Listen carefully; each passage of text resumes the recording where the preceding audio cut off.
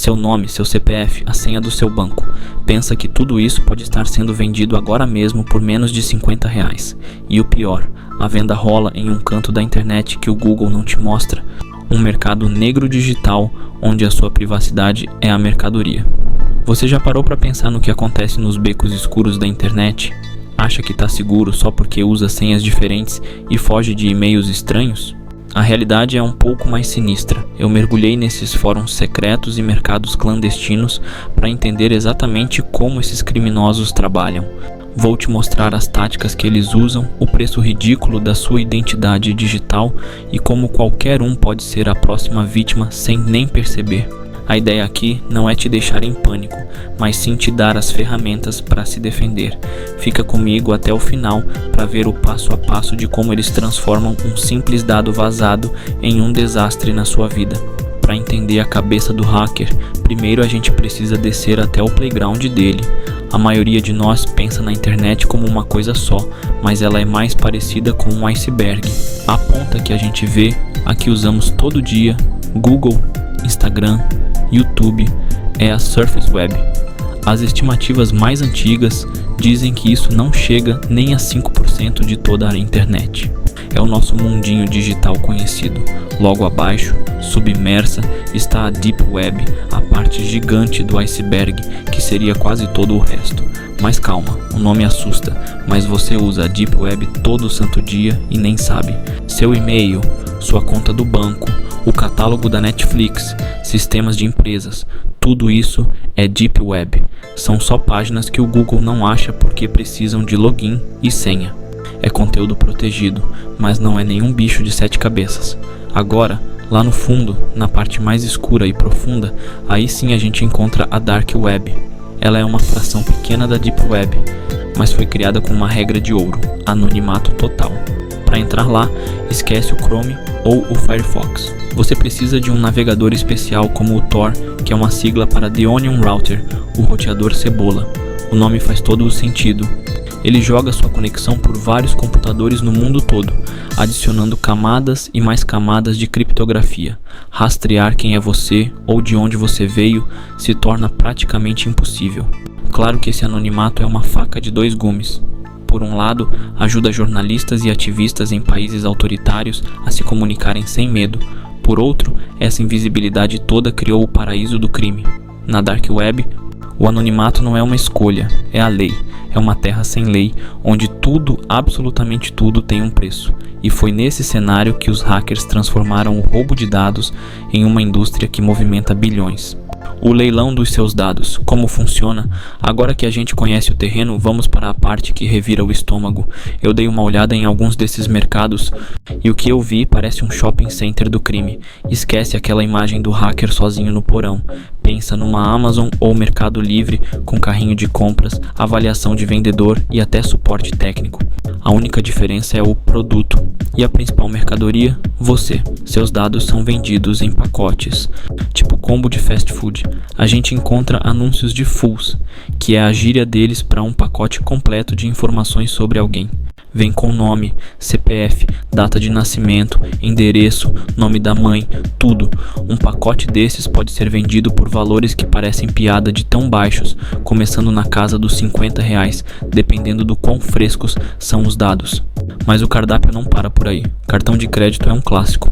Os preços mudam de acordo com o limite e a bandeira, mas você encontra dados de um cartão válido, com código de segurança e tudo, por valores entre $10 e $60. E os vendedores ainda dão garantia de que o cartão não foi bloqueado. Contas de serviços online também são vendidas como água. Uma conta da Netflix ou de outro streaming pode custar poucos dólares. Contas de redes sociais também estão lá, prontas para serem usadas em golpes. Mas o prêmio máximo para eles é o seu e-mail. Uma conta do Gmail, por exemplo, é a chave mestra da sua vida digital. Com ela, o criminoso pode resetar a senha de quase tudo: seu banco, suas redes sociais, suas compras. E o pagamento? Quase sempre em criptomoedas como Bitcoin ou Monero, que adicionam mais uma camada de anonimato e dificultam o rastreamento do dinheiro. O que mais choca não é nem a existência disso, mas o quão profissional tudo é. Os vendedores têm reputação, com estrelinhas e comentários de outros bandidos. Produto de qualidade, chegou rápido. O cartão passou de primeira. É uma economia paralela com moeda própria, com suas próprias regras e com um único objetivo: lucrar com a sua vida. Infelizmente, o Brasil é um dos alvos preferidos, e a quantidade de informações de brasileiros, como dados de navegação e logins, sendo coletada e vendida é gigantesca. As ferramentas dos criminosos. Aí você pensa, tá, mas para roubar tudo isso, o cara tem que ser um gênio da programação, né? A resposta é um gigantesco e assustador não. A Dark Web basicamente democratizou o cybercrime. Hoje, qualquer um com uns trocados no bolso e zero conhecimento técnico pode comprar as ferramentas para virar hacker.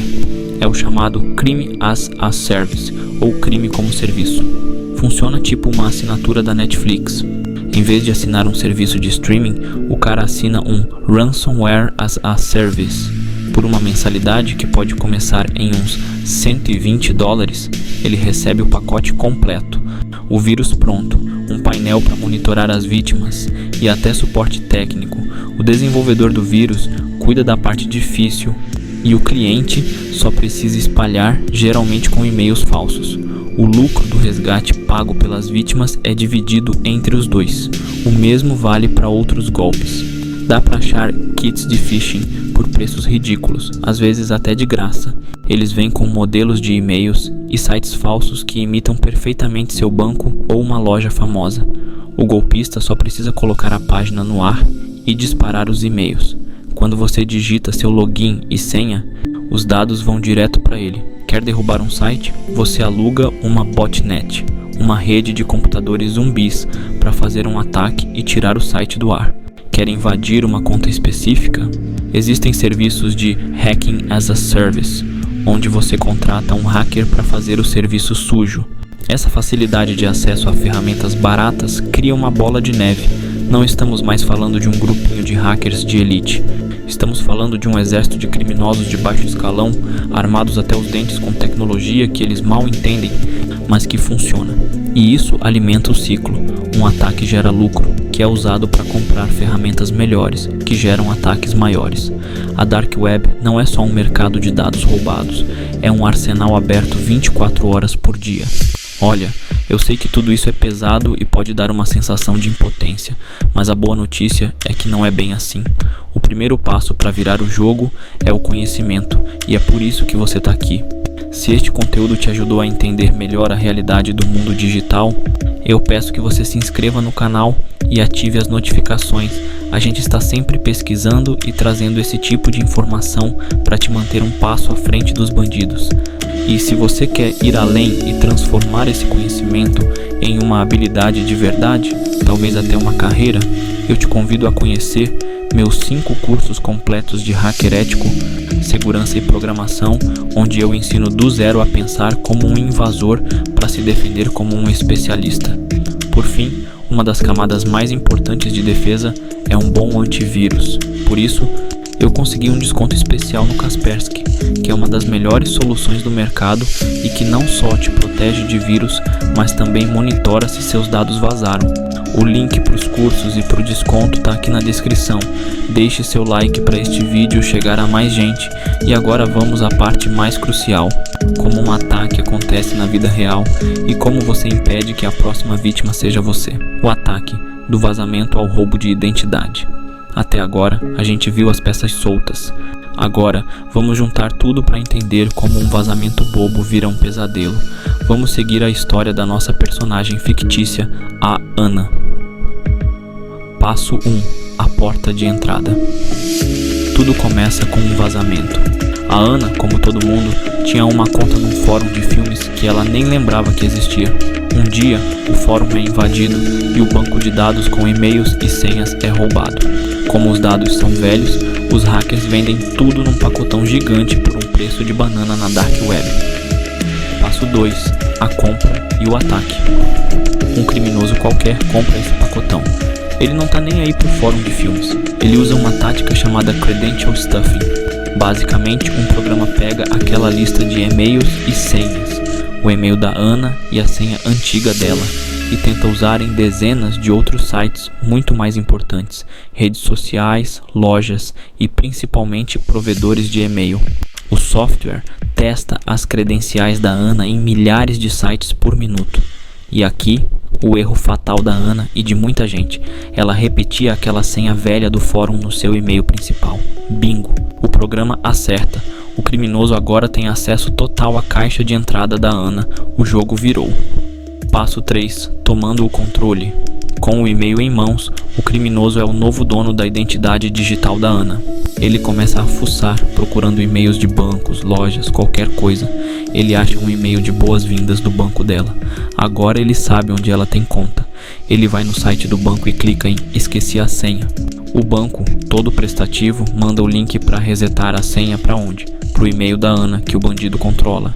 Ele intercepta o e-mail, define uma nova senha e, em minutos, a Ana está trancada para fora da própria conta e o criminoso está dentro. Passo 4. A hora do lucro. Agora é festa. O criminoso pode fazer transferências via Pix para contas de laranjas, pode pedir um cartão de crédito no nome da Ana e mandar entregar em outro lugar. Pode vender o acesso à conta bancária dela, com saldo e tudo, diretamente na Dark Web para outro especialista em fraudes. Mas o estrago vai além. Com os documentos que ele acha no e-mail dela, ele pode abrir empresas fantasmas, fazer empréstimos ou usar a identidade dela para cometer outros crimes. O vazamento de uma senha boba de um site inútil virou uma crise financeira e pessoal completa. E vazamentos como os do Pix e de grandes empresas mostram que isso acontece o tempo todo, com milhões de brasileiros, criando um mar de oportunidades para os criminosos. Como se proteger? A verdade final. Depois de tudo isso, a grande solução pode parecer até simples demais, mas é a verdade mais poderosa da cibersegurança. Para se proteger, você não precisa ser um gênio da tecnologia, só precisa criar bons hábitos. Os hackers, na maioria, são como água, seguem o caminho com menos resistência.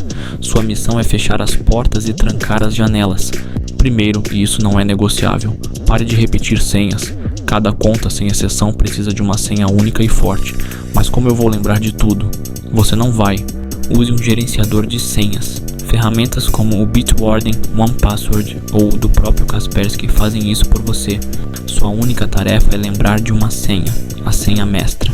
Segundo, ative a autenticação de 2 fatores, aquele código que chega no celular. Em tudo que for importante, principalmente no e-mail e no banco. Mesmo que o hacker roube sua senha, ele não entra sem esse código. Isso teria parado o ataque contra a Ana no segundo passo. Terceiro, seja desconfiado. Duvide de e-mails, mensagens e links que você não estava esperando. O phishing ainda é o golpe mais eficaz porque ele ataca a nossa confiança, não só o computador. Quarto, mantenha tudo atualizado, seu sistema operacional, seus aplicativos. As atualizações quase sempre corrigem brechas que os hackers amam explorar. E claro, use um bom antivírus que te proteja em tempo real. Por fim, monitore seus dados. Existem serviços que avisam se o seu e-mail apareceu em algum vazamento na Dark Web. Isso te dá tempo de trocar as senhas antes que o pior aconteça. A Dark Web é perigosa e os criminosos são reais, mas eles se alimentam da nossa falta de atenção. Cada passo que você dá para se proteger é um muro a mais que eles precisam escalar. Você não precisa ser um especialista para estar seguro, você só precisa ser mais cuidadoso que o próximo da lista. Fazendo isso, você deixa de ser um alvo fácil e vira um problema que a maioria deles prefere evitar. Segurança digital não é um produto que você compra, é um hábito que você cria. Comece hoje.